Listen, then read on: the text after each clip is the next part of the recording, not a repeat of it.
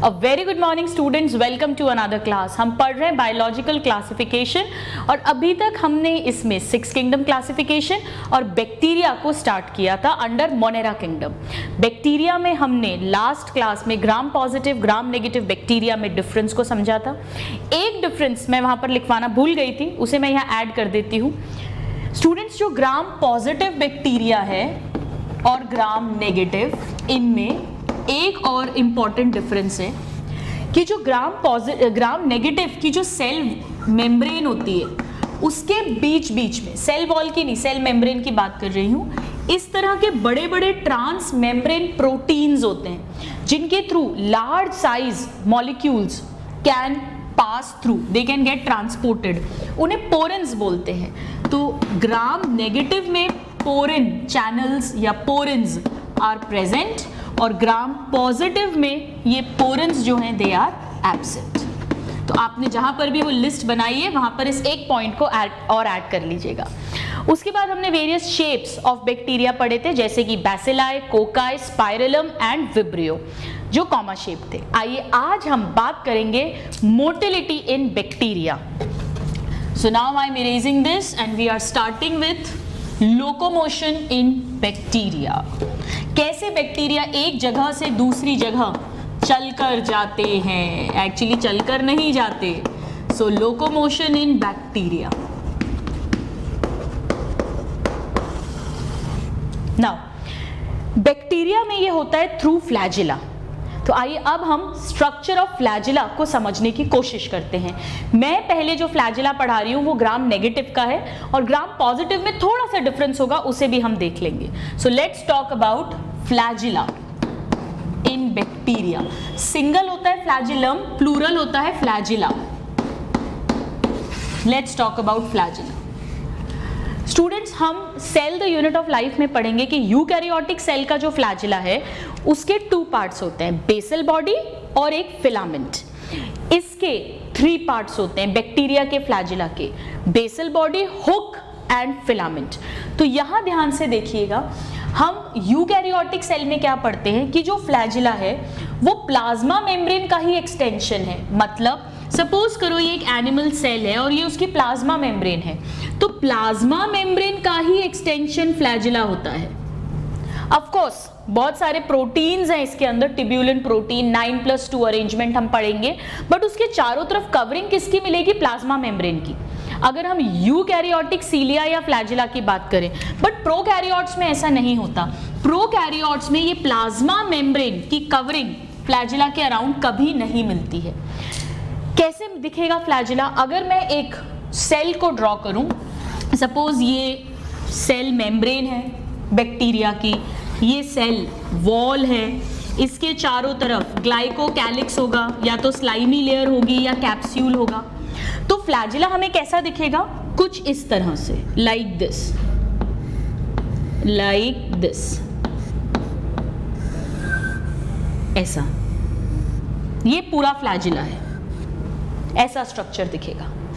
Generally few in number होते हैं, सीलिया बहुत सारे होते हैं, फ्लैजिला कम होते हैं, सीलिया छोटे होते हैं, फ्लैजिला लंबे होते हैं। तो एक्चुअली अगर हम इसको एनलार्ज करके देखें तो हमें क्या दिखेगा? फ्लैजिला के 3 पार्ट्स होते हैं। So let me write down 3 parts. कौन कौन से 3 पार्ट्स है स्टूडेंट्स? पहला है बेसल बॉडी, सेकेंड है हुक और थर्ड है फिलामेंट या शाफ्ट। ये जो लंबा सा पार्ट दिख रहा है, दिस इज फिलामेंट और शाफ्ट। और जो cell membrane and cell wall में धसा हुआ पार्ट है, this is the basal body, और जो इन दोनों को कनेक्ट कर रहा है middle part, this is the hook part. अभी कैसे अरेंज्ड होता है इसको हम समझते हैं। मैं ग्राम नेगेटिव बैक्टीरिया बना रही हूँ। ग्राम नेगेटिव बैक्टीरिया में हमें पता है सबसे पहले प्लाज्मा मेम्ब्रेन होगी जिसमें डबल लेयर होती है फॉस्फोलिपिड्स की, यानी लिपिड बाई लेयर होती है। मैं कैसे बना सकती हूँ? कुछ इस तरह से, ये लिपिड बाई लेयर है, ऐसे बीच बीच में प्रोटीन्स भी हैं, ठीक है। अब मैं इसे सिंप्लीफाई बनाने के लिए ऐसे ना बनाकर ऐसे बना देती हूँ। ऑफ कोर्स ये पूरी लिपिड बाइलेयर है। इस लिपिड बाइलेयर में 2 रिंग्स होती हैं, 2 रिंग्स। मैं यहां पर अब वो 2 रिंग्स बना रही हूं।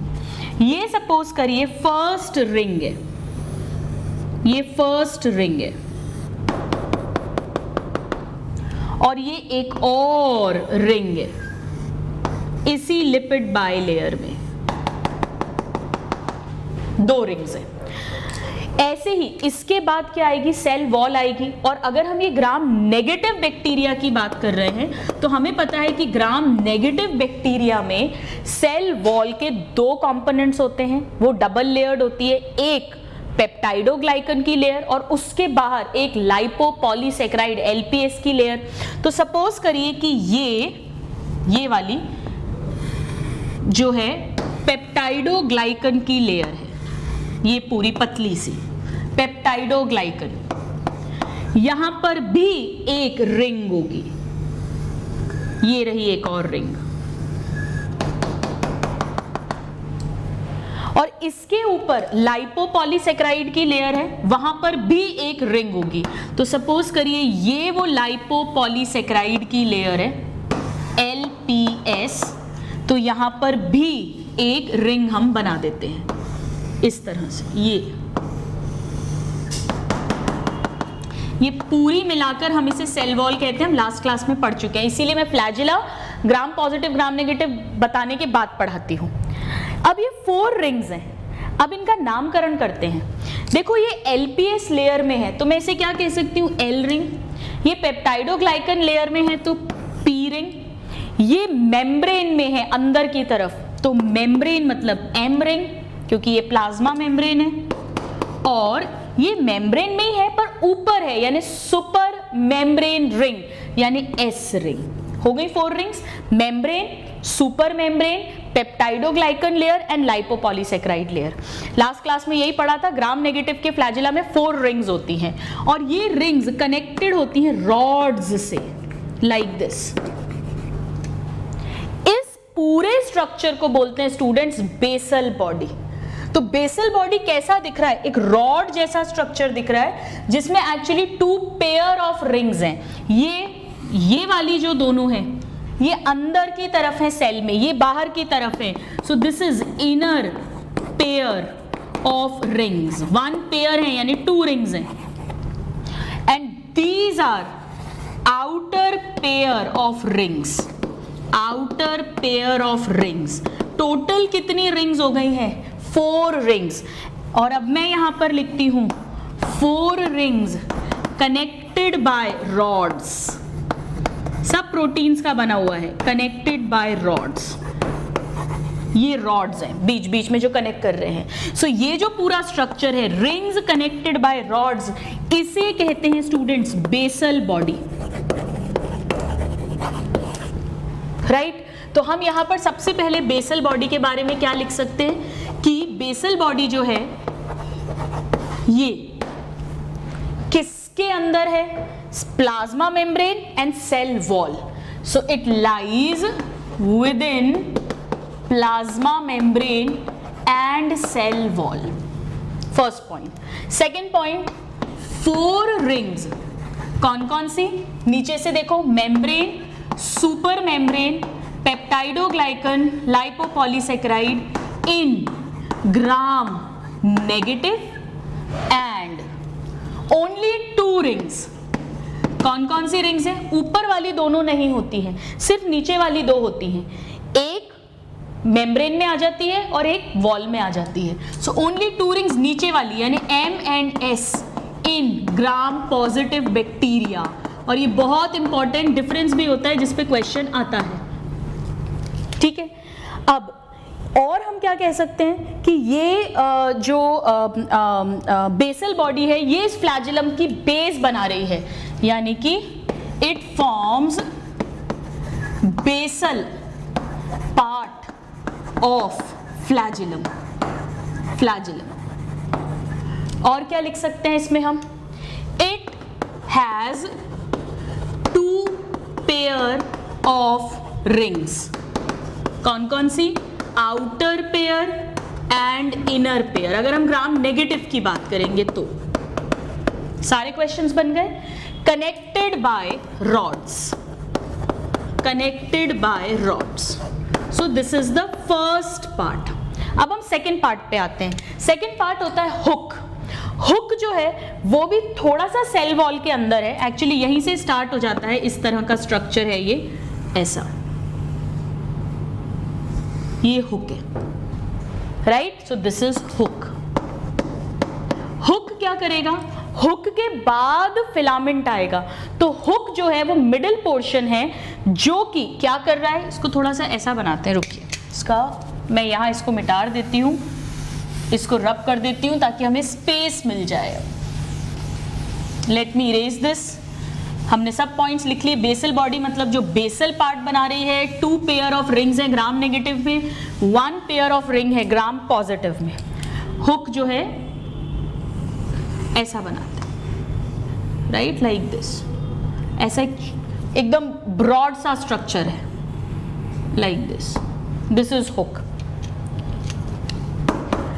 तो हुक के बारे में हम क्या लिख सकते हैं, second portion, late me write here, hook. It is the middle portion, middle part of flagella। और ये क्या करता है, this connects, बताइए क्या लिखूं, basal body with filament and it partly lies in cell wall, थोड़ा सा सेल वॉल में धसा होता है, ठीक है। अब ये जो हुक है हम इसे हटाते हैं एक बार। अब हम इसे अच्छे से प्रॉपरली बना लेते हैं। कैसा बनेगा ये, देखिए, ये बनाया, थोड़ा सा धसा हुआ है ये सेल वॉल के अंदर। अब मुझे इसे बनाना है, ये चौड़ा सा स्ट्रक्चर है, लाइक दिस। इस हुक से कनेक्टेड है सबसे लंबा पार्ट, दिस, इस तरह से ये पूरा का पूरा जो इसका फिलामेंट है या शाफ्ट है। लेट अस ड्रॉ फिलामेंट और shaft, like this. So this is filament और शाफ्ट। अगर हम इसे कट करके देखें स्टूडेंट्स, यहां से कट सेक्शन अगर हम इसका देखें तो ये सिलेंड्रिकल है, लाइक दिस, और हॉलो है, मतलब अंदर से खोखला है। सिलेंड्रिकल हॉलो स्ट्रक्चर है जिसकी वॉल पे बहुत सारे प्रोटीन्स हैं जो चेन्स में अरेंज है, इस तरह से पूरा चेन्स में अरेंज्ड है, एक दूसरे से स्पाइरली अरेंज्ड है। आप इमेजिन करिए एक सिलेंडर है, बीच से तो खाली है बट उसकी दीवार पे अंदर की तरफ इस तरह से करके पूरे प्रोटीन के मोनोमर्स है। दिस इज द फिलामेंट और द शैफ्ट, जो आउटर मोस्ट पार्ट है जो एक्चुअली मूव करता हुआ हमें दिखता है। सो अब मैं इसके बारे में लिखती हूँ, शाफ्ट या फिलामेंट। कई बुक्स में इसे ऐसा स्ट्रेट बनाते हैं बट एक्चुअली ये इस तरह का है, कट करोगे तो सिलेंडर की तरह ही दिखेगा। So now let's write down about the third part which is filament. Very very important. Filament और शाफ्ट सिलेंड्रिकल है, ये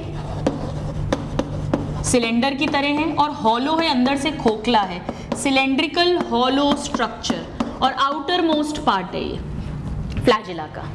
किसका बना हुआ है, वेरी वेरी इंपॉर्टेंट क्वेश्चंस आते हैं, मेड ऑफ प्रोटीन मोनोमर्स। एक ही तरह का प्रोटीन है इसमें, सारे के सारे। कौन सा प्रोटीन है स्टूडेंट्स, फ्लैजिलिन प्रोटीन। जबकि यूकैरियोट्स में, हमारे सेल्स में अगर फ्लैजिला है तो वो टिब्यूलिन प्रोटीन का बना होता है, ये बहुत इंपॉर्टेंट है। So it is made up of flagellin protein. और ये जो फ्लैजिलिन प्रोटीन है ये स्पाइरली अरेंज्ड है वॉल पे, 4+4 अरेंजमेंट, या आप कह सकते हो कि 8 रोज बनाते हैं ये।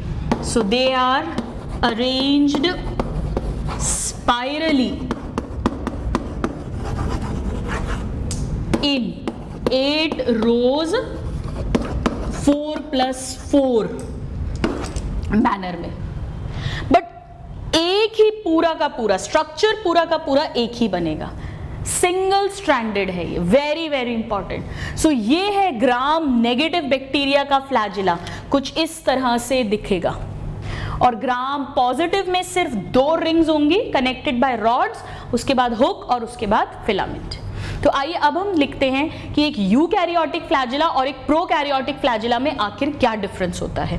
So let us write down here difference between prokaryotic and eukaryotic flagella, क्योंकि इस पर क्वेश्चंस भी आते हैं। सो मैं इसे इरेज कर देती हूँ। सो नाउ एक तरफ हम लिखते हैं prokaryotic flagella and let's write here about eukaryotic flagella। आप अगर इस फ्लैजिला को ध्यान से देखें तो ये हंटर की तरह लग रहा है ना, विप लाइक हंटर की तरह। चलिए देखते हैं यहाँ पे। सो प्रोकैरियोटिक फ्लैजिला का फर्स्ट पॉइंट, अगर हम यू और प्रोकैरियोटिक फ्लैजिला को डिफरेंशिएट करें स्टूडेंट्स, तो प्रोकैरियोट्स में फ्लैजिला थोड़ा छोटा होता है और पतला होता है।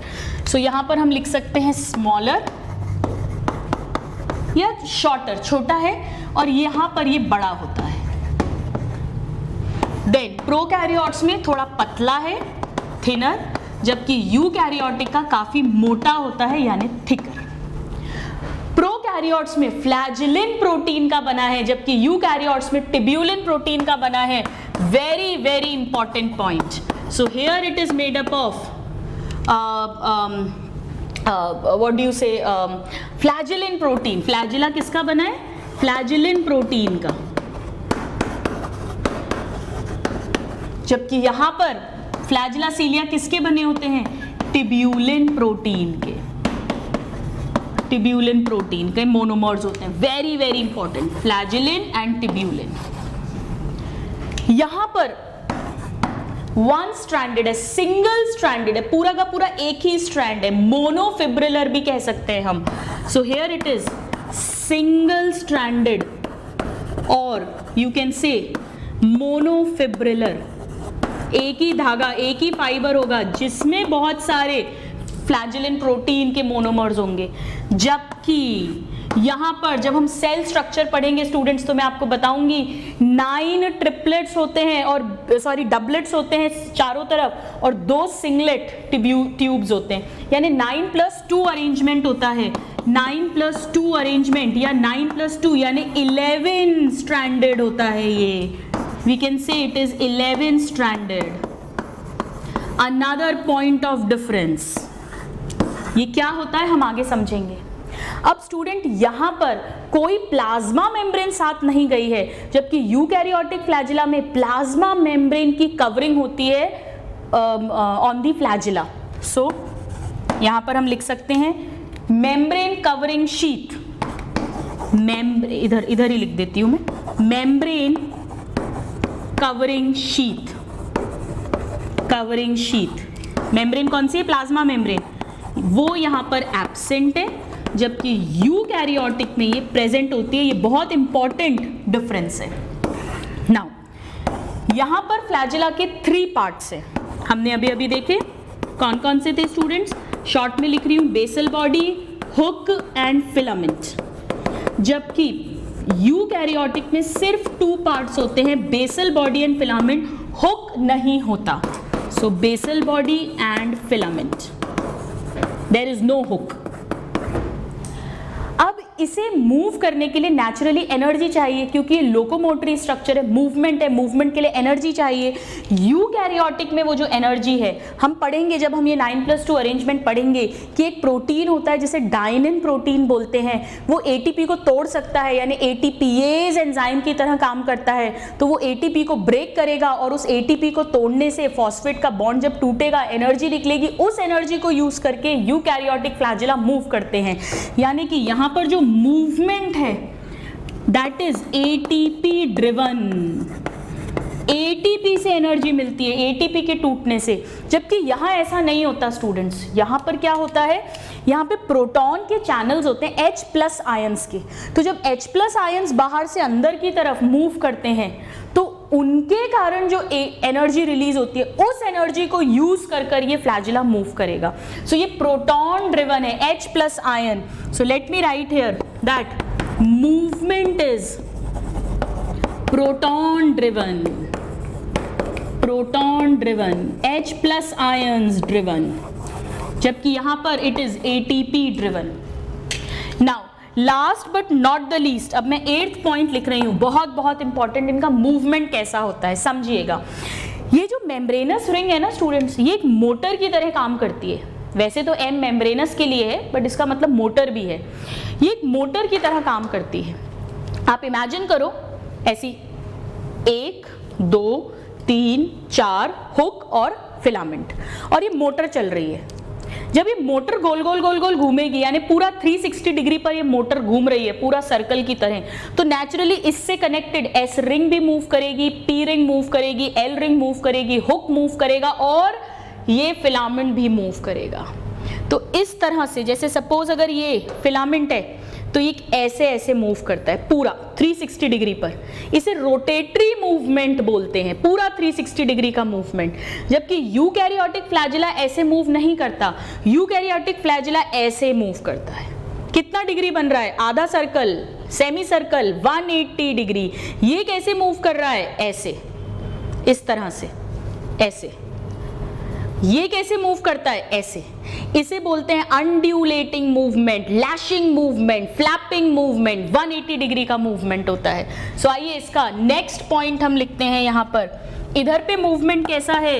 रोटेटरी, रोटेटरी मूवमेंट, यानी 360 डिग्री पर पूरा मूव करता है ये इस मोटर के कारण से। जबकि यहां पर मूवमेंट कैसा है?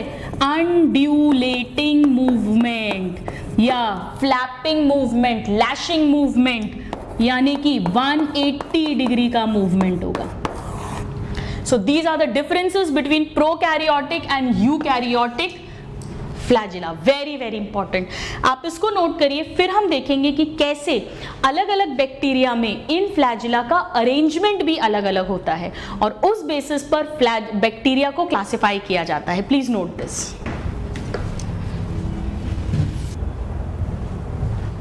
तो आइए स्टूडेंट्स, अब हम देखते हैं कि कैसे अरेंजमेंट ऑफ फ्लैजिला के बेसिस पर डिफरेंट टाइप के बैक्टीरिया क्लासिफाई हुए हैं।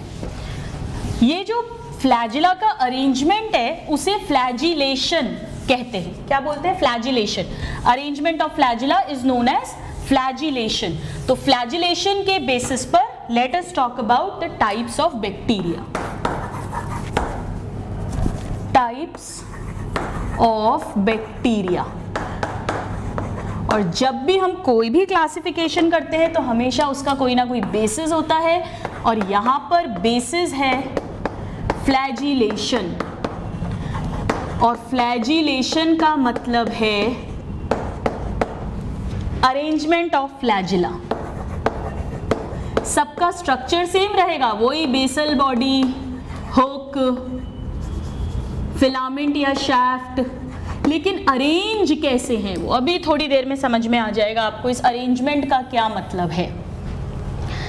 देखिए, कुछ बैक्टीरिया ऐसे होंगे जिनमें फ्लैजिला होगा ही नहीं, जो नॉन मोटाइल होंगे, वो मूव ही नहीं करेंगे। जैसे हमने जब कोकस बैक्टीरिया पढ़े थे तो मैंने आपको बताया था कि कोकस में आपको क्या याद रखना है, ये नॉन मोटाइल है, नॉन फ्लैजिलेटेड है। फ्लैजिला के लिए ट्राइको वर्ड यूज करते हैं। तो अगर उनमें फ्लैजिला है ही नहीं तो हम क्या कह सकते हैं कि वो कैसे हैं? नॉन फ्लैजिलेटेड या एट्राइकस। तो फर्स्ट कैटेगरी है नॉन फ्लैजिलेटेड, है ही नहीं फ्लैजिला। A means absent है, so they are called atrichous bacteria. Atrichous लिख देते हैं यहां पे फ्लैजिला एब्सेंट, फ्लैजिला एब्सेंट। बताइए क्या एग्जाम्पल लिखूं? कोई भी कोकस लिख दो आप, diplococcus, monococcus, any. So one example let us right monococcus, जिनमें भी फ्लैजिला एब्सेंट होगा। अब सेकंड कैटेगरी क्या हो जाएगी? फ्लैजिलेटेड की। So let's put here second is flagellated, जिनमें फ्लैजिला प्रेजेंट है। अब फ्लैजिला कहाँ प्रेजेंट है, कैसे प्रेजेंट है, उस बेसिस पर इन्हें फिर डिवाइड करते हैं। सपोज करो उस बैक्टीरिया में एक ही फ्लैजिला है, तो क्या कहोगे, मोनोट्राइकस। और वो एक ही फ्लैजिला कहीं भी एक तरफ होगा, इधर इधर इधर इधर, कहीं ना कहीं एक तरफ है, तो एक एंड पर एक फ्लैजिला मतलब मोनोट्राइकस। तो मैं यहां लिखती हूं सेकंड, मोनोट्राइकस बैक्टीरिया, मोनोट्राइकस। जैसे अगर आपको याद हो, जब मैंने आपको विब्रियो पढ़ाया था, कोमा वाले, कॉमा शेप्ड वाले, तो मैंने आपसे क्या कहा था, इनके एक एंड पर हमेशा एक फ्लैजिला होता है, तो ये क्या हो गए, मोनोट्राइकस हो गए। सो आपको डेफिनेशन बेस्ड क्वेश्चंस आते हैं डायरेक्टली। मोनोट्राइकस मतलब मोनो मीन्स वन, यानी सिंगल, फ्लैजिला ना लिखकर अब मैं फ्लैजिलम लिख देती हूं। So single flagellum at one end, this is monotrichous. Example हम लिख देते हैं, जैसे जो कॉलेरा करता है, विब्रियो कॉलेरी। हो सकता है दोनों एंड्स पर एक एक फ्लैजिला हो, दोनों मींस एम्फी, तो ये क्या सिचुएशन बन जाएगी, एम्फीट्राइकस। एम्फीट्राइकस मतलब दो एंड्स पर एक एक फ्लैजिला, यानी कि one flagellum at both ends, दोनों पे एक एक है, both ends. For example suppose करो ये बैक्टीरिया है, मान लीजिए, तो यहां भी एक फ्लैजिला और यहां भी एक फ्लैजिला। मैं न्यूक्लियस वगैरह, न्यूक्लियोइड वो सब नहीं बना रही हूं। जैसे कि example Nitrosomonas, one flagella at one end, दोनों एंड्स पर है, यानी एम्फी।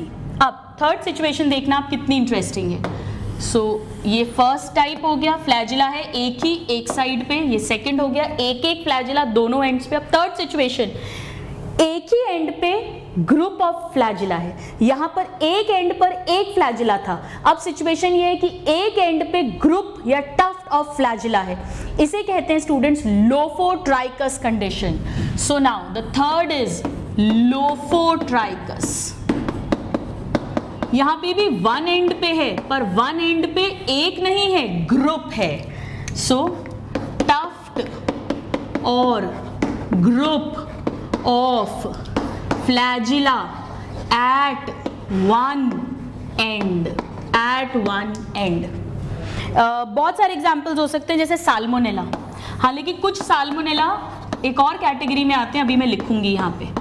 मतलब कैसा सिचुएशन होगा, फॉर एग्जाम्पल अगर ये बैक्टीरिया है तो एक तरफ बहुत सारे हैं, ऐसे, दिस इज लोफोट्राइकस। नाउ अब नेक्स्ट आपके दिमाग में तुरंत आ ही गया होगा, दोनों एंड्स पर बहुत बहुत सारे हैं, इसे कहते हैं स्टूडेंट्स, सॉरी ये सिफेलोट्राइकस है। मैं याद करने का तरीका भी बताती हूँ आपको, सिफेलोट्राइकस, और ये है लोफोट्राइकस।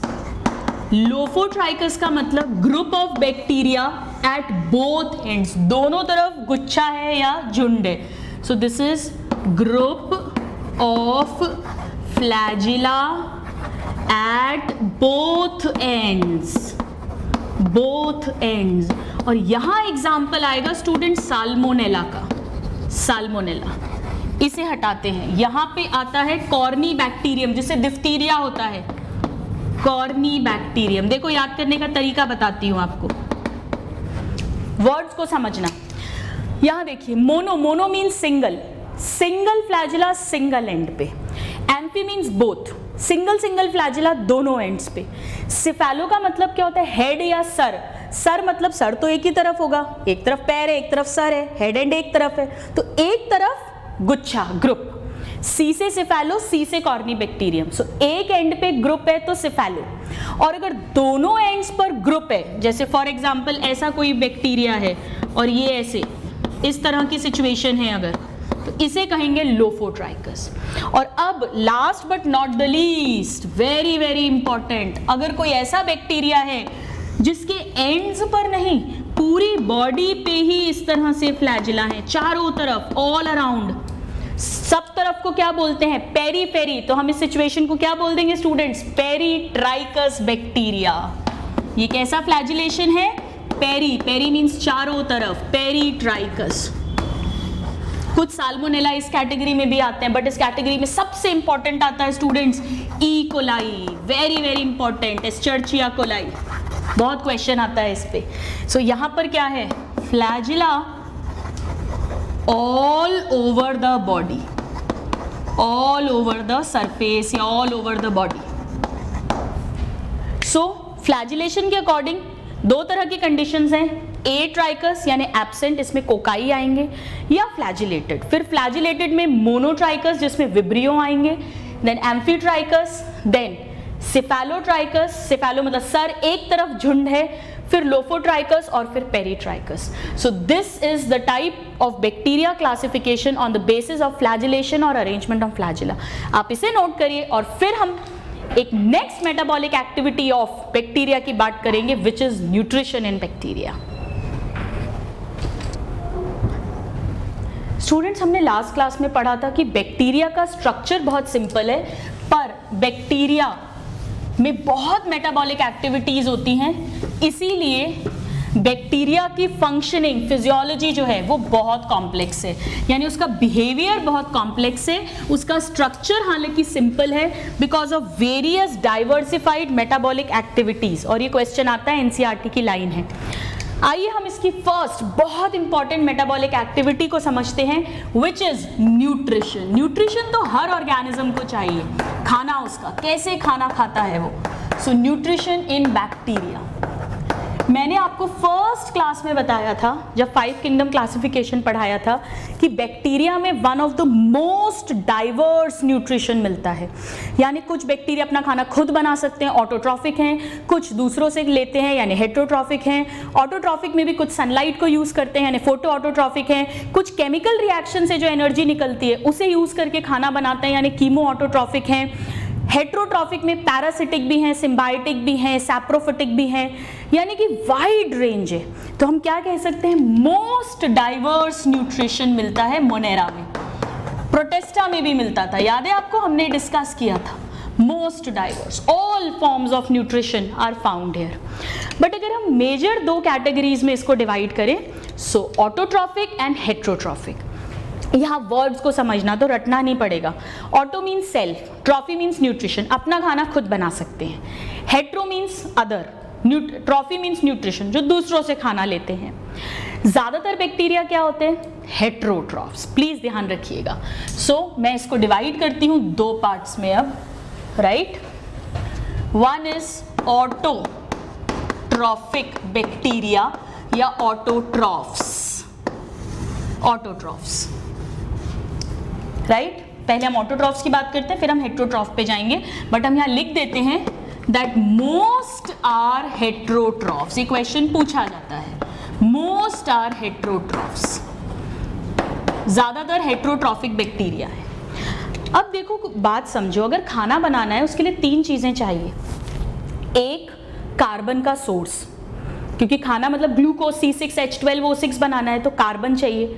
दूसरा, हाइड्रोजन इलेक्ट्रॉन चाहिए। और तीसरा, एनर्जी चाहिए। तभी तो हम उस कार्बन को, हम फोटोसिंथेसिस पढ़ चुके हैं, उस कार्बन को फिक्स करेंगे, रिड्यूस करेंगे, तो हमें एनर्जी भी चाहिए। तो ऑटोट्रॉफिक जो है वो ऑर्गेनिक कंपाउंड यानी खाना बना सकते हैं from inorganic carbon, that is let's say CO2, जो मोस्ट कॉमन रॉ मटेरियल है। सो हम यहाँ क्या लिख सकते हैं, दे manufacture their own food from inorganic carbon.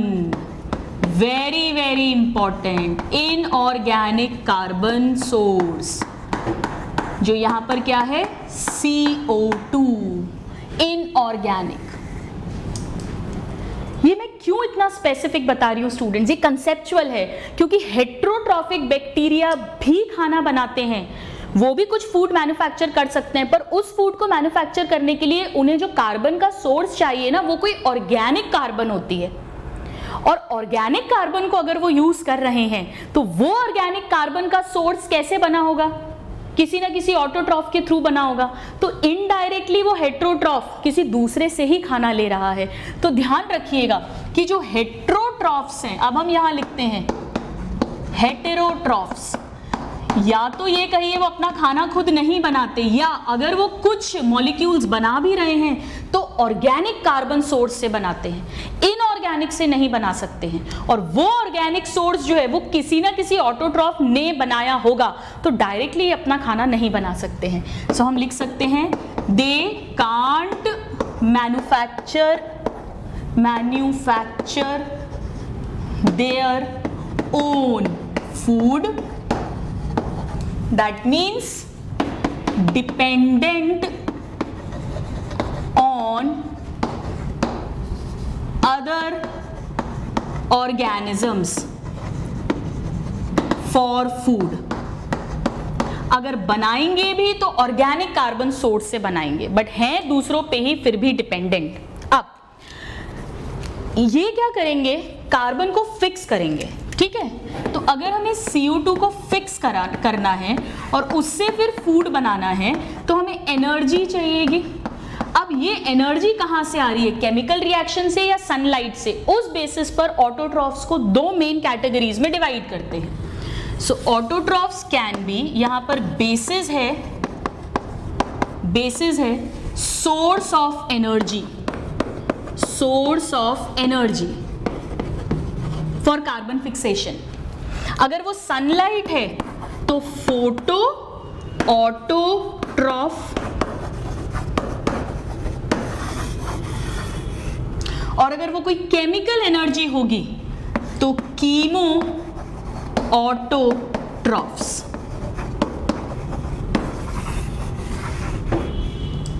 ठीक है, फोटो ऑटोट्रॉफ्स में दो मेन एग्जाम्पल्स पढ़ने, एक्चुअली रादर तीन मेन एग्जाम्पल्स है, बट पहले मैं दो की बात कर रही हूँ। क्यों, वो भी समझ में आ जाएगा आपको। ये क्या कर रहे होंगे, देखिए समझिएगा। इन्हें ये सनलाइट को यूज कर रहे हैं, यानी कि इनके पास जरूर पिगमेंट होगा कोई ना कोई, जिससे कि ये लाइट को, सनलाइट को ट्रैप करते होंगे और फिर उससे ATP बनेगी और फिर उस ATP को यूज किया जाएगा, ATP NADH2 उनको यूज किया जाएगा और फिर CO2 को फिक्स किया जाएगा। यानी कि यहां पर क्या प्रेजेंट होगा, आइए देखते हैं। दे यूज सनलाइट या they trap sunlight, they use sunlight for food manufacturing या फॉर सिंथेसिस ऑफ फूड, एक ही बात है। यानी कि इनके पास क्या प्रेजेंट होगा, पोजेस फोटोसिंथेटिक पिगमेंट। और हम जानते हैं स्टूडेंट्स की फोटोसिंथेटिक पिगमेंट्स के ग्रुप को फोटोसिस्टम बोलते हैं। यानी जरूर इनके पास में क्या प्रेजेंट होगा स्टूडेंट्स, फोटोसिस्टम भी प्रेजेंट होगा, फोटोसिस्टम। ठीक है, अब कार्बन का सोर्स तो ये CO2 ले लेंगे एटमॉस्फेयर से, फोटो पिगमेंट्स इनके पास हैं जिनसे ये लाइट को ट्रैप कर लेंगे, पर इन्हें हाइड्रोजन भी चाहिए, क्योंकि CO2 में हाइड्रोजन ऐड करोगे तभी तो वो ग्लूकोज या कोई ऑर्गेनिक कंपाउंड बनेगा, तो इन्हें हाइड्रोजन सोर्स चाहिए। अब यहां ध्यान देना, साइनोबैक्टीरिया को छोड़ दो, ब्लू ग्रीन एल्गी को, तो जितने भी बैक्टीरिया हैं, साइनोबैक्टीरिया हम अलग से पढ़ेंगे, बट अदरवाइज जो बैक्टीरिया हैं उनमें जो हाइड्रोजन का सोर्स है, इलेक्ट्रॉन का सोर्स है, वो वाटर नहीं होता। हमने फोटोसिंथेसिस पढ़ लिया है, प्लांट फिजियोलॉजी, उसमें मैंने आपको पढ़ाया था कि हमारे केस में क्या होता है, हमारे मतलब प्लांट्स की, यूकैरियोट्स की बात कर रही हूं, जब CO2 और वाटर मिलते हैं तो C6H12O6 बनता है। यहां पर ये हाइड्रोजन कहां से आया है, इस वाटर से आया है, और ऑक्सीजन रिलीज हो जाती है एटमॉस्फेयर में, क्योंकि वाटर की स्प्लिटिंग होती है। हमारे में फोटो सिस्टम 2 है जिसमें वाटर की स्प्लिटिंग होती है, तो हाइड्रोजन तो कार्बन के पास चला जाता है, हाइड्रोजन का एडिशन हो रहा है, यानी कार्बन डाइऑक्साइड रिड्यूस हो जाती है और ऑक्सीजन रिलीज हो जाता है एटमॉस्फेयर में। इसे ऑक्सीजेनिक फोटोसिंथेसिस कहते हैं। पर बैक्टीरिया में ऐसा नहीं होता, वो साइनोबैक्टीरिया को छोड़कर वो H2O को यूज नहीं कर सकते हैं एज हाइड्रोजन सोर्स, वो कोई ना कोई नॉन H2O सोर्स यूज करेंगे। हो सकता है वो H2S को यूज करें, तो क्या होगा, ये शुगर बन गई और सल्फर एटमॉस्फेयर में रिलीज हो गई।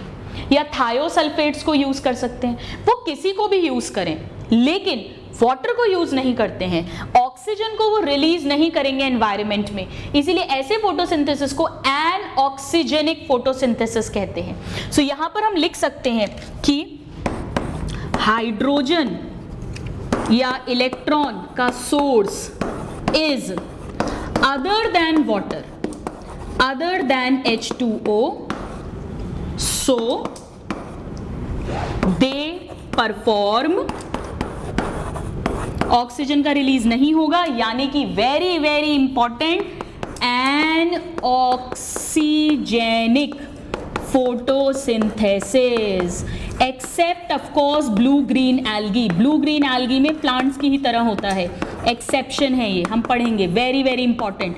ब्लू ग्रीन एल्गी में ऑक्सीजनिक फोटोसिंथेसिस होता है, ये जब फोटोसिंथेसिस पढ़ाया था तब भी आपको मैंने बताया था, वेरी वेरी इंपॉर्टेंट। अब ये जो इलेक्ट्रॉन या हाइड्रोजन का सोर्स है, ये कोई इनऑर्गेनिक कंपाउंड हो सकता है जैसे H2S, सोडियम थायोसल्फेट, या ये कोई ऑर्गेनिक कंपाउंड भी हो सकता है जिससे हाइड्रोजन ले रहे हो। उस बेसिस पर ये दो तरह के हो जाते हैं। लिथोट्रॉफ वर्ड यूज करते हैं स्टूडेंट्स अगर जो सोर्स है वो इनऑर्गेनिक है। लिथो मीन्स अर्थ की क्रस्ट जिसमें मिनरल्स हैं, और अगर वो सोर्स कोई ऑर्गेनिक कंपाउंड है तो उसे फोटो ऑर्गेनोट्रॉफ बोल देंगे। तो एक बात ध्यान रखो आप, ऑर्गेनोट्रॉफ वर्ड अगर आ रहा है इसका मतलब हाइड्रोजन का सोर्स ऑर्गेनिक कंपाउंड है। लिथोट्रॉफ वर्ड आ रहा है इसका मतलब हाइड्रोजन का सोर्स कोई इनऑर्गेनिक कंपाउंड है। और अगर कार्बन का सोर्स इनऑर्गेनिक कार्बन है तो ऑटोट्रॉफ, और कार्बन का ही सोर्स अगर कोई ऑर्गेनिक कंपाउंड है तो हेट्रोट्रॉफ। तो ये सब वर्ड्स जो है ये हमको समझ में आने चाहिए। सो एनीवेज यहां पर अब मैं इसको रब कर देती हूं। तो यहाँ पर फोटो सिस्टम्स है, यहाँ पर फोटोसिंथेटिक पिगमेंट्स हैं, यहाँ पे सनलाइट कैप्चर हो सकती है, CO2 को कार्बन का सोर्स मान रहे हैं, वाटर के अलावा कुछ ना कुछ होगा जो हाइड्रोजन या इलेक्ट्रॉन का सोर्स है, और इस तरह से ये फोटो ऑटोट्रॉफ्स होंगे। तो अब मैं दो फोटो ऑटोट्रॉफ्स की यहाँ पर बात कर रही हूँ, इसे मैं अभी हटा देती हूँ। सो let's talk about two examples, main two examples. पहला है students purple sulphur bacteria, purple sulphur bacteria, और दूसरा एग्जाम्पल मैं यहां लिख रही हूं ग्रीन सल्फर बैक्टीरिया। दोनों ही फोटोसिंथेटिक बैक्टीरिया है, दोनों के पास में फोटोसिंथेटिक पिगमेंट है। कौन सा पिगमेंट है मैं उसका नाम लिखती हूं। यहां पर बैक्टीरियो क्लोरोफिल या जिसे बैक्टीरियो परप्यूरिन कहते हैं, देखो पर्पल है ना, परप्यूरिन या bacterio chlorophyll, this is the pigment. जबकि यहां पर पिगमेंट अलग है इसीलिए इसका कलर भी अलग है। यहां पर जो पिगमेंट है वो है बैक्टीरियो विरिडिन, इसे स्टूडेंट्स क्लोरोबियम क्लोरोफिल भी कहते हैं, क्योंकि एक ग्रीन सल्फर बैक्टीरिया का नाम क्लोरोबियम है, क्लोरोबियम लिमिकोला एक जीनस है ये, तो उसमें मिलने वाला क्लोरोफिल, तो क्लोरोबियम क्लोरोफिल या बैक्टीरियो वर्डिन। तो पिगमेंट ही अलग अलग है। जब पिगमेंट अलग अलग है तो नेचुरली जो लाइट एब्जॉर्प्शन का स्पेक्ट्रम है कि कौन सी वेवलेंथ की लाइट को ये सबसे ज्यादा एब्जॉर्ब कर सकते हैं और उस पर सबसे ज्यादा फोटोसिंथेसिस कर सकते हैं, वो भी चेंज हो जाएगा। तो यहां पर जो स्पेक्ट्रम है वो है 890 नैनोमीटर की वेवलेंथ वाली लाइट, जबकि यहां पर वो है 840 नैनोमीटर वेवलेंथ वाली लाइट। ये इनका एब्जॉर्प्शन एक्शन स्पेक्ट्रम है, सबसे बढ़िया एक्शन जहां होता है इनका। दोनों में ही एक एक फोटो सिस्टम ही है। बैक्टीरिया में सिंगल फोटो सिस्टम होता है स्टूडेंट्स, तो एक एक फोटो सिस्टम ही है दोनों में। हालांकि प्लांट्स में दो फोटो सिस्टम्स होते हैं, सेकेंड फोटो सिस्टम में ही वाटर का ब्रेकेज होता है, स्प्लिटिंग होती है, ऑक्सीजन रिलीज होती है। एनीवेज अब थर्ड डिफरेंस समझिएगा। यहां पर दोनों में ही कार्बन का सोर्स CO2 है, लेकिन यहां पर हाइड्रोजन का सोर्स जो है वो थायोसल्फेट है। सो यहां पर हाइड्रोजन या इलेक्ट्रॉन का सोर्स है sodium thiosulphate, let me write here, sodium thiosulphate inorganic ही है, सोडियम थायोसल्फेट, जबकि यहां पर वो सोर्स है H2S, हाइड्रोजन सल्फाइड। सो दोनों में हाइड्रोजन का सोर्स अलग अलग है, दोनों में पिगमेंट्स का टाइप अलग अलग है, दोनों अलग अलग वेवलेंथ पर मैक्सिमम फोटोसिंथेसिस करेंगे, बट दोनों में कार्बन का सोर्स अलग है और दोनों ही सनलाइट को यूज करेंगे। सो ये दोनों फोटो हैं क्योंकि सनलाइट यूज कर रहे हैं, ऑटोट्रॉफ हैं क्योंकि इनऑर्गेनिक कार्बन यूज कर रहे हैं, और लिथोट्रॉफ हैं क्योंकि इनऑर्गेनिक हाइड्रोजन के सोर्स को यूज कर रहे हैं। तो हम इन्हें क्या कह सकते हैं? What are these? These are, let me write here, photo, litho, autotroph। हर वर्ड समझ में आया? फोटो क्योंकि सनलाइट को यूज करेंगे एनर्जी के लिए, ऑटो क्योंकि ये इनऑर्गेनिक कार्बन से बना रहे हैं, और लिथो क्योंकि हाइड्रोजन का जो सोर्स है वो इनऑर्गेनिक कंपाउंड है, चाहे वो थायोसल्फेट हो चाहे वो H2S हो। और दोनों ही कैसा फोटोसिंथेसिस परफॉर्म करेंगे students? Anoxygenic. So let me write here, दोनों ही कैसा करेंगे? Anoxygenic photosynthesis. एक और एग्जाम्पल हमको यहां पढ़ना है, ये दो तो मोस्ट कॉमन एग्जाम्पल्स हैं, A एंड B, बट एक और एग्जाम्पल है स्टूडेंट जिसे पर्पल नॉन सल्फर बैक्टीरिया बोलते हैं। तो मैं थर्ड एग्जाम्पल लिख रही हूं, फोटोसिंथेटिक बैक्टीरिया ही है जिसका नाम है पर्पल नॉन सल्फर बैक्टीरिया। अब समझिएगा, ये जो बैक्टीरिया है इनमें भी, ये पर्पल कलर के हैं, फोटोसिंथेटिक पिगमेंट है, ये भी सनलाइट को एब्जॉर्ब कर सकते हैं, ये भी CO2 को फिक्स कर सकते हैं, लेकिन यहां पर जो हाइड्रोजन का सोर्स है वो एक ऑर्गेनिक कंपाउंड है। सो यहां पे मैं लिखती हूं, हाइड्रोजन या इलेक्ट्रॉन का सोर्स जो है दैट इज ऑर्गेनिक कंपाउंड। वो कोई अमीनो एसिड हो सकता है, कोई फैटी एसिड हो सकता है, कोई अल्कोहल हो सकता है, कोई ना कोई ऑर्गेनिक कंपाउंड है। तो हम इन्हें क्या नाम देंगे? हम इन्हें नाम देंगे फोटो क्योंकि सनलाइट को यूज कर सकते हैं, बट ऑर्गेनोट्रॉफ। अब एक बड़ा कंट्रोवर्शियल पॉइंट है स्टूडेंट्स कि ये ऑटोट्रॉफ है कि हेटेरोट्रॉफ है। देखिए, वैसे तो ये ऑटोट्रॉफ है क्योंकि ये इनऑर्गेनिक CO2 को, कार्बन को फिक्स कर सकते हैं, बट कहीं ना कहीं ये दूसरे ऑर्गेनिज्म पे डिपेंड है क्योंकि इन्हें एक ऑर्गेनिक कंपाउंड चाहिए हाइड्रोजन के लिए, और वो ऑर्गेनिक कंपाउंड तो किसी ना किसी ने बनाया होगा। तो कई बुक्स में इसे फोटो ऑर्गेनो ऑटोट्रॉफ लिखते हैं और कई बुक्स लिखती हैं कि they are photo organo heterotrophs. हमें कंफ्यूज नहीं होना है, हमें बस इतना समझना है ये फोटो ऑर्गेनोट्रॉफ है। इतना डिटेल में आपको नहीं आता है पर ये इंपॉर्टेंट कंसेप्ट है, ध्यान रखना। ऑटो या हेटेरो का मतलब है कार्बन का सोर्स क्या है, लिथो ऑर्गेनो का मतलब है हाइड्रोजन का सोर्स क्या है, ऑर्गेनिक या इनऑर्गेनिक।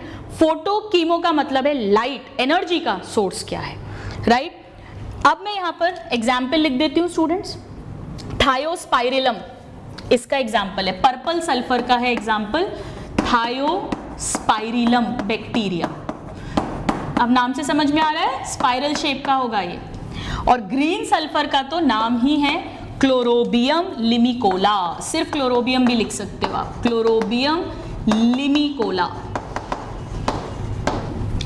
यहां पर भी एक नाम लिख देते हैं, इसका नाम है स्टूडेंट्स रोडोस्पाइरेलम। इसका एक एग्जांपल है रोडोस्पाइरेलम या रोडोसूडोमोनाज, वो भी है रोडोस्पाइरिलम या रोडोसूडोमोनाज, सूडोमोनाज एक्सेट्रा। तो फोटोसिंथेटिक बैक्टीरिया में हमने 3 पढ़े, प्लीज ध्यान दीजिएगा। पर्पल सल्फर, ग्रीन सल्फर पे मोस्ट कॉमनली क्वेश्चंस आते हैं। यहाँ पे बैक्टीरियो परप्यूरिन फोटोसिंथेटिक पिगमेंट है, यहाँ बैक्टीरियो विरिडिन है, ये क्वेश्चन पूछते हैं। यहाँ हाइड्रोजन का सोर्स इनऑर्गेनिक है लेकिन थायोसल्फेट है, यहाँ भी इनऑर्गेनिक है लेकिन H2S है, यानी ये दोनों ही फोटोलिथो ऑटोट्रॉफ्स हैं। दोनों ही इनऑर्गेनिक कार्बन यानी CO2 को फिक्स करेंगे और दोनों ही सनलाइट को ट्रैप करेंगे क्योंकि इनके पास में फोटोसिंथेटिक पिगमेंट्स हैं। Very very very important. जबकि यहाँ पर रोडोस्पाइरेलम में या रोडोसूडोमोनाज जो है इनमें इन्हें पर्पल नॉन सल्फर बैक्टीरिया बोलते हैं। यहां पर जो हाइड्रोजन का सोर्स है वो सल्फर नहीं है, यहां भी सल्फर है थायोसल्फेट, यहां भी सल्फर है H2S, बट यहां सल्फर नहीं है, so they are purple non sulphur bacteria. So this is all about photosynthetic bacteria. Photosynthetic bacteria में ये मेनली ऑटोट्रॉफ्स हैं और ये एक्चुअली हेटेरोट्रॉफ्स हो गए हैं, राइट? सो एनीवेज कंफ्यूज नहीं होना, आपको तो फोटो ऑटोट्रॉफ्स में इन्हें याद रखना है। लेकिन कुछ ऐसे ऑटोट्रॉफिक बैक्टीरिया हैं वो भी CO2 को फिक्स करते हैं, इनऑर्गेनिक कार्बन को फिक्स करते हैं, लेकिन वो जो एनर्जी लेते हैं वो सनलाइट नहीं होती, उनके पास लाइट लेने वाला, ट्रैप करने वाला पिगमेंट नहीं है। तो अब मैं इस सब को हटाती हूं, इसको हम इरेज कर देते हैं, and now let me write here chemo autotrophic bacteria या chemo autotrophs. Alright, let's erase this nicely, इसको भी हटा देते हैं। वर्ड्स को समझ लो ताकि कभी कंफ्यूजन नहीं हो। तो सोर्स ऑफ एनर्जी की हमने बात की थी, CO2 को फिक्स करना है, फूड बनाना है, उसके लिए एनर्जी चाहिए। अगर वो सनलाइट है तो फोटो ऑटोट्रॉफ्स, बट अगर वो सनलाइट नहीं ट्रैप कर सकते क्योंकि उनके पास में पिगमेंट नहीं है, तो उन्हें कहेंगे कीमो ऑटोट्रॉफ्स। क्राइम करना, सी से क्राइम, क्राइम करना क्या होता है स्टूडेंट्स? एक गुनाह है, एक सिन है। तो क्राइम, सी से क्राइम सिन है, इसकी ट्रिक बता रही हूं आपको, सिन है। क्या मतलब है इसका, अभी समझते हैं। यहां पर मैं लिखती हूं, दे यूज केमिकल एनर्जी या एनर्जी obtained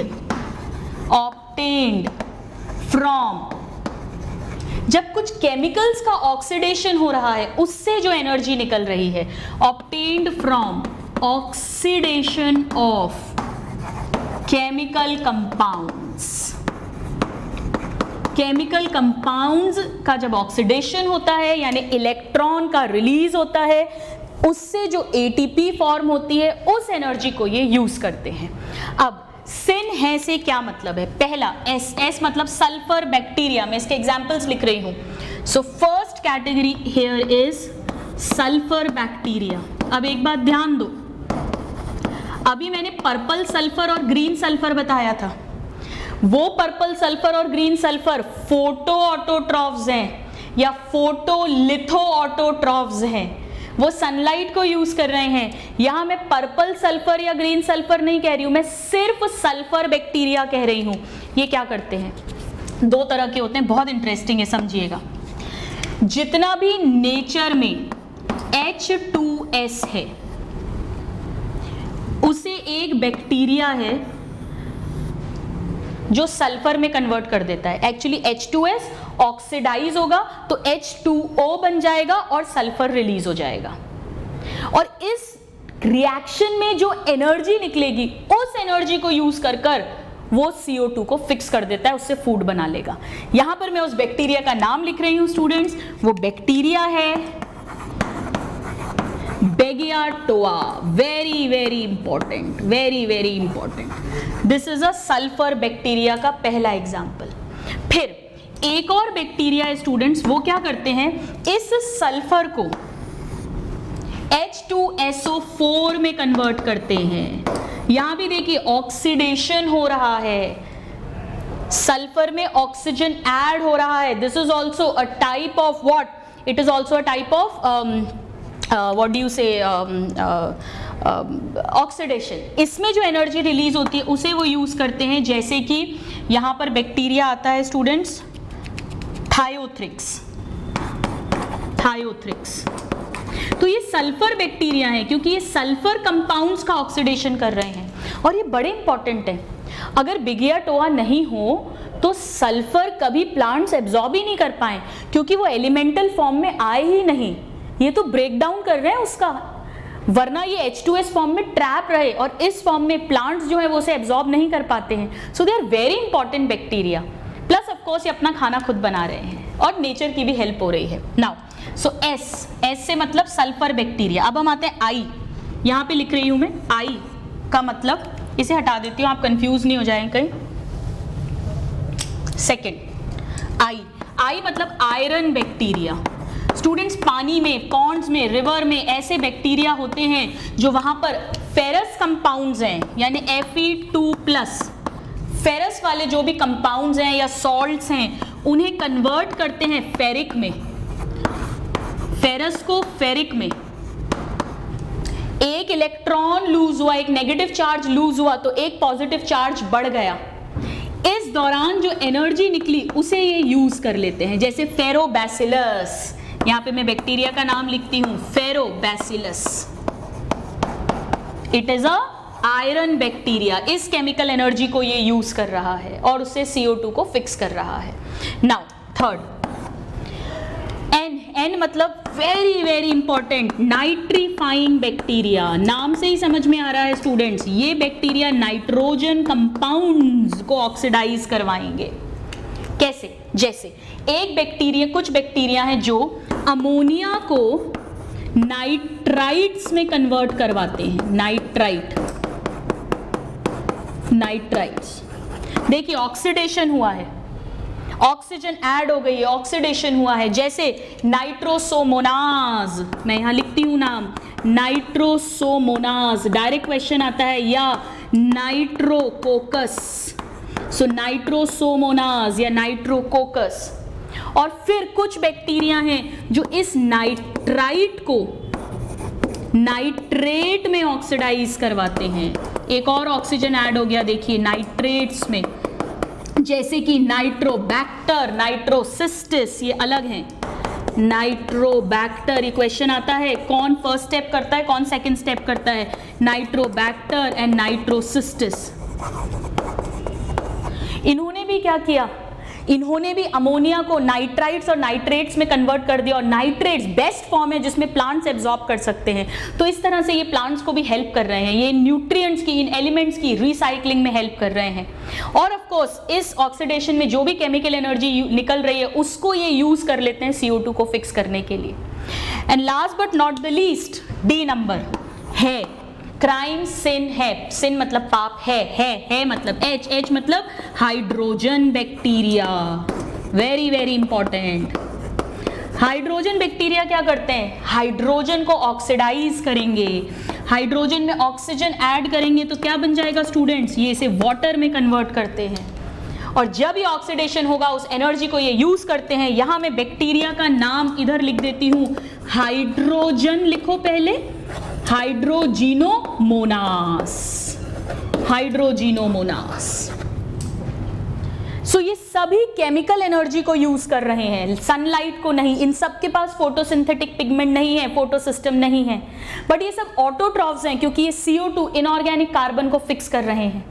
और ये सब जो हाइड्रोजन का सोर्स ले रहे हैं वो भी इनऑर्गेनिक है। तो क्या कहेंगे, ऑर्गेनो या लिथो, बताइए, लिथो। सो अब हम इसको और क्या लिख सकते हैं, we can also call them as chemo litho autotrophs. They all are chemolithoautotrophs.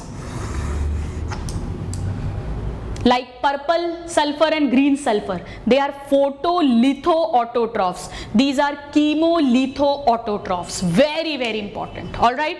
So यहाँ पे बैक्टीरिया के नाम बहुत इंपॉर्टेंट हैं, sulphur bacteria, iron bacteria, nitrifying bacteria, hydrogen bacteria, Beggiatoa, Thiothrix, Ferrobacillus, Nitrosomonas, Nitrococcus, Nitrobacter, Nitrocystis and Hydrogenomonas. आप इसको note करिए, फिर हम आगे बढ़ते हैं। यहाँ पे स्टूडेंट्स बाय मिस्टेक मैंने एक चीज गलत लिख दी है, ये थायोथ्रिक्स नहीं है, ये थायोबैसिलस है, बस थायोबैसिलस। सो इस तरह से हमने आज ऑटोट्रॉफिक बैक्टीरिया देखे, यानी जो इनऑर्गेनिक कार्बन से अपना फूड बना सकते हैं, ऑर्गेनिक कंपाउंड सिंथेसाइज कर सकते हैं, सनलाइट को यूज करके फोटो ऑटोट्रॉफिक, या केमिकल एनर्जी को यूज करके कीमो ऑटोट्रॉफिक। अब मैं आपसे पूछती हूँ, मुझे बताइए कि ये जो रिएक्शंस हैं सारी, ये ऑक्सीडाइजिंग रिएक्शंस हैं या रिड्यूसिंग? यहाँ पे सब जगह सबस्ट्रेट ऑक्सीडाइज हो रहा है, पहली चीज ऑक्सीडेशन हो रहा है केमिकल कंपाउंड का, उससे एनर्जी निकल रही है। मुझे बताइए ये एक्सोथर्मिक रिएक्शंस हैं या एंडोथर्मिक, के क्वेश्चन आया हुआ है, तो हर चीज जरूरी नहीं है रटाई जाए, आपको पता होना चाहिए सब एक्सोथर्मिक रिएक्शंस हैं, एनर्जी रिलीज हो रही है, उसी एनर्जी को तो ये बैक्टीरिया यूज कर रहे हैं। So now let's talk about heterotrophs. Heterotrophs जो हैं स्टूडेंट्स, ये 3 तरह के हो सकते हैं, दे आर ऑफ 3 टाइप्स। तो अब हम इसको रब कर देते हैं, ये हम पढ़ चुके हैं, right. So let's erase this part. Autotrophs, जिसमें फोटो ऑटोट्रॉफ्स, कीमो ऑटोट्रॉफ्स हमने पढ़ लिया है। पर्पल सल्फर और ग्रीन सल्फर बैक्टीरिया बहुत बहुत इंपॉर्टेंट हैं, एनऑक्सीजेनिक फोटोसिंथेसिस परफॉर्म करते हैं। और हेटेरोट्रॉफ्स अब हम पढ़ रहे हैं। हेटेरोट्रॉफ्स की मेन 3 कैटेगरीज होती हैं स्टूडेंट्स, हेटेरोट्रॉफ्स की, और ये सबसे ज्यादा बैक्टीरिया हेटेरोट्रॉफ्स ही होते हैं। So let us write down the first. मैं एक काम करते हैं, हमको बोर्ड अच्छा मिल जाएगा, इसको भी रब कर देते हैं अपन। So let's talk about heterotrophs now. मैं लिख नहीं रही हूं, they can not manufacture their own food from inorganic carbon, they are dependent on others. ये 3 टाइप्स के हैं। पहले नंबर 1 जो सबसे ज्यादा होते हैं, सैप्रोफिटिक या सैप्रोफाइट्स। तो ऑटो और हेट्रो में से मैक्सिमम कौन है? हेट्रो। पर हेट्रो में से भी सबसे ज्यादा कौन से हैं? यही वाले। This is the main mode of nutrition. क्या मतलब है सैप्रोफाइट्स का? सैप्रो मीन्स डेड। ये डेड या डीकेइंग, सड़ा हुआ या मरा हुआ जो ऑर्गेनिक मैटर है, जैसे कोई कीड़ा मर गया है, कोई इंसेक्ट मर गया है, कोई पत्ती झड़ के नीचे डेड होके नीचे गिर गई है, ये इन सब के अंदर क्या है? ऑर्गेनिक मैटर है। इस ऑर्गेनिक मैटर से जो अपना फूड डिराइव करें वो सैप्रोफाइट्स हैं। तो बेसिकली ये क्या करेंगे, ये जब उस फूड के ऊपर, उस ऑर्गेनिक कंपाउंड्स के ऊपर डाइजेशन करेंगे तो वो ऑर्गेनिक कंपाउंड्स एलिमेंटल फॉर्म में आ जाएगा। तो इस तरह से एलिमेंट्स की रिसाइकलिंग हो जाएगी, न्यूट्रिएंट्स की रिसाइकलिंग हो जाएगी। They are very very good decomposers, very good nutrient cyclisers. So क्या लिख सकते हैं हम? दे ऑब्टेन देयर फूड और they feed on dead and decaying organic matter. Very very important. Fungi भी ऐसे ही होते हैं स्टूडेंट्स, ऐसे ही मोड ऑफ न्यूट्रिशन होता है mainly, dead and decaying organic matter, यानी कि they have role in nutrient cycling. वापस से सपोज करो प्रोटीन को तोड़ा इन्होंने, तो प्रोटीन में सल्फर भी होगा, फास्फोरस भी होगा, नाइट्रोजन भी होगा, वो सब वापस से सॉइल में चला जाएगा और फिर से प्लांट उसको एब्जॉर्ब कर पाएंगे। वरना वो अगर ये नहीं हो तो ऑर्गेनिक फॉर्म में ट्रैप्ड रहेगा और इस तरह से धीरे धीरे उस सॉइल के अंदर उन एलिमेंट्स की कमी हो जाएगी और प्लांट्स उन्हें नहीं ले पाएंगे, right. So they have a role in nutrient cycle. They are helpful as decomposers, helpful as decomposers, क्योंकि ये डिकम्पोज कर रहे हैं और न्यूट्रिएंट्स को वापस से एलिमेंटल फॉर्म में डाइजेस्ट करवा रहे हैं, तोड़ रहे हैं, ब्रेक डाउन कर रहे हैं। So these are saprophytic bacteria, जो सबसे ज्यादा ऐसे ही होते हैं बैक्टीरिया, डेड डीकेइंग मैटर पर फीड करते हुए। Now second, parasites. पैरासाइट्स क्या होते हैं स्टूडेंट्स? ये बुरे वाले मेहमान हैं। मैं आपको एनिमल किंगडम में पढ़ाऊंगी, 3 तरह के मेहमान होते हैं। ये बुरे मेहमान है, मतलब ये किसी लिविंग होस्ट की बॉडी पर, ये तो डेड पर फीड कर रहे हैं, ये किसी लिविंग होस्ट की बॉडी के अंदर या ऊपर रहेंगे, उससे न्यूट्रिशन लेंगे और उसको बीमारी कॉज करते हैं। So let me write here, they live और सर्वाइव ऑन और inside body of living organism, जिसे हम होस्ट कहेंगे, इसका मेजबान, लिविंग ऑर्गेनिज्म या host, and draw nourishment from them and they will cause disease. Most of them cause disease in host. कोई भी बैक्टीरिया ले लीजिए जो भी बीमारी कॉज करते हैं, जैसे फॉर एग्जांपल जो टीबी करता है माइकोबैक्टीरियम ट्यूबरकुलोसिस, कोई भी ले लो आप, सो माइकोबैक्टीरियम ट्यूबरकुलोसिस या साल्मोनेला टाइफी, जिससे टाइफाइड होता है, हमारी इंटेस्टाइन में रहता है, खाता है, पीता है, न्यूट्रिशन लेता है और टाइफाइड कॉज कर देता है। विब्रियो कॉलेरी जो कॉलेरा कॉज करता है। कोई भी नाम ले लीजिए, जो हम human health and disease 12th में जितने भी बैक्टीरिया डिजीज कॉज करते हैं। नाउ थर्ड, हेल्पफुल, अच्छे वाले मेहमान हैं, रहेंगे, खाएंगे, पिएंगे, लेकिन फायदा पहुंचाएंगे होस्ट को। सो पूरी डेफिनेशन सेम है, बस आखिरी में अलग हो जाएगा। सो दे बिल्कुल पैरासाइट की तरह लिव ऑन और inside the body of host, draw nourishment from them, उनसे खाना लेंगे। देखो सैप्रोफाइट डेड पर फीड कर रहे हैं, ये दोनों लिविंग से ले रहे हैं nourishment from them, and in turn they will benefit host. यहां पर हमें दो एग्जाम्पल्स बहुत इंपॉर्टेंट है। एक तो बहुत ही इंपॉर्टेंट है स्टूडेंट्स, जो लेग्यूमिनस प्लांट्स हैं जैसे दाल, उसकी रूट्स में एक बैक्टीरिया रहता है जिसे राइजोबियम लेग्यूमिनोसोरम बोलते हैं। ये जो राइजोबियम बैक्टीरिया है स्टूडेंट्स, ये एटमॉस्फेयर से नाइट्रोजन को फिक्स करता है एब्जॉर्बेबल फॉर्म में, और फिर वो लेग्यूमिनस प्लांट्स उस नाइट्रोजन को एब्जॉर्ब कर लेता है। और हम जानते हैं कि पल्सेस में, लेग्यूमिनस प्लांट्स में मटर है, दाल है, चना है, राजमा है, लेग्यूमिनस प्लांट्स हैं, इनमें कितना बढ़िया प्रोटीन कंटेंट होता है। प्रोटीन बनाने के लिए नाइट्रोजन चाहिए, क्योंकि प्रोटीन में NH4 NH2 ग्रुप होता है, अमीनो ग्रुप होता है। तो ये राइजोबियम उनकी बहुत बहुत बहुत बढ़िया मदद करते हैं। सो राइजोबियम, ये पहला बैक्टीरिया है, राइजोबियम लेग्यूमिनोसैरम,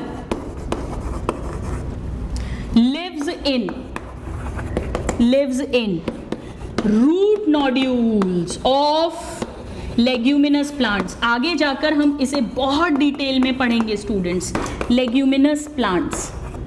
और ये क्या करता है, इनसे ही न्यूट्रिशन लेगा और इन्हें हेल्प क्या करेगा, and help in fixing atmospheric nitrogen. कैसे, वो हम सब पढ़ेंगे, बट ये एक सिम्बायोटिक बैक्टीरिया है। ऐसे ही स्टूडेंट्स, हमारी आंतों में, इंटेस्टाइन में एक बैक्टीरिया रहता है, मैं डाइजेस्टिव सिस्टम में पढ़ाती हूँ, जिसे ई कोलाई कहते हैं। वही पेरिट्राइकस वाला है, एस्चर्चिया कोलाई, ई कोलाई। स्पीशीज हमेशा स्मॉल में लिखते हैं। ये ह्यूमन इंटेस्टाइन में रहता है, लिव्स इन ह्यूमन इंटेस्टाइन, और क्या करता है, यहीं से खाना पीना लेता है, एंड फॉर्म्स, हमारी मदद करता है किसमें, विटामिन के, विटामिन B12 बनाने में, जिसे फिर हमारी बॉडी यूज करती है, विटामिन के, विटामिन B12। ऐसे ही स्टूडेंट्स, हम डाइजेस्टिव सिस्टम में पढ़ते हैं, जो जुगाली करने वाले जानवर हैं, जैसे गाय है, भैंस है, इनके इंटेस्टाइन में बैक्टीरिया मिलते हैं जो सेल्यूलोज को डाइजेस्ट कर सकते हैं। तो मैं थर्ड एग्जाम्पल लिखती हूँ, cellulose digesting bacteria in intestine of ruminating animals. Ruminating animals मतलब जो जुगाली करने वाले जानवर हैं, रूमिनेटिंग एनिमल्स। तो ये सब सिम्बायोटिक हैं, ये बदले में खाना पीना तो ले रहे हो उससे, पर बदले में उसे फायदा कर रहे हैं। वेरी वेरी इंपॉर्टेंट, ये भी क्वेश्चन आता है, ई कोलाई, सभी इंपॉर्टेंट है। और पैरासिटिक वो है जो नुकसान पहुंचा रहे हैं, बीमारी कर रहे हैं। Please note this. So students, आज हमने समझा कि फ्लैजिलेशन के अकॉर्डिंग कैसे बैक्टीरिया को क्लासिफाई करते हैं, और बैक्टीरिया ऑटोट्रॉफिक भी हो सकते हैं, हेट्रोट्रॉफिक भी हो सकते हैं। ऑटोट्रॉफिक में फोटो ऑटोट्रॉफिक हो सकते हैं, जैसे purple sulphur and green sulphur, या कीमो ऑटोट्रॉफिक हो सकते हैं, जैसे कि sulphur bacteria, iron bacteria, nitrifying bacteria, hydrogen bacteria. ध्यान रखना, पर्पल और ग्रीन सल्फर फोटो ऑटोट्रॉफिक हैं, जबकि सिर्फ सल्फर बैक्टीरिया जैसे कि थायोबैसिलस एंड बिगियाटोआ ये कीमो ऑटोट्रॉफिक है। बट ज्यादातर मेजॉरिटी बैक्टीरिया ऑटोट्रॉफिक नहीं है, मेजॉरिटी बैक्टीरिया हेट्रोट्रॉफिक है। हेट्रोट्रॉफिक में भी पैरासिटिक और सिम्बायोटिक कम है, मेनली सैप्रोफिटिक हैं, जो डेड डीकेइंग मैटर पर फीड करके उसकी रिसाइकलिंग करते हैं, डिकम्पोजर्स की तरह काम करते हैं। तो हमने देखा कितना वाइड, कितना डाइवर्स टाइप ऑफ न्यूट्रिशन हमें बैक्टीरिया के अंदर देखने को मिलता है। नेक्स्ट क्लास में हम देखेंगे कि कैसे बैक्टीरिया में और मेटाबॉलिक एक्टिविटीज होती हैं जिस कारण से इनका बिहेवियर इतना कॉम्प्लेक्स होता है। So see you in the next class. Till then a very happy learning and have a good day. Thank you.